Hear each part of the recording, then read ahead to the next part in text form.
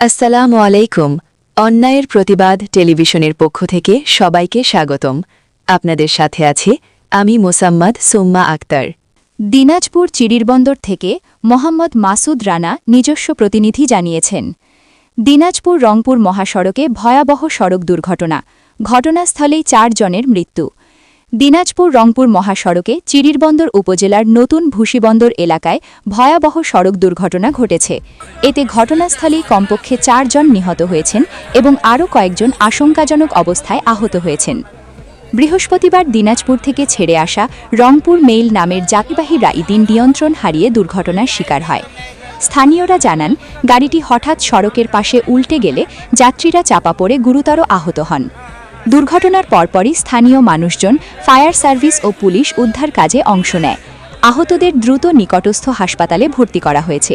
নিহতদের পরিচয় এখনও নিশ্চিত করা যায়নি।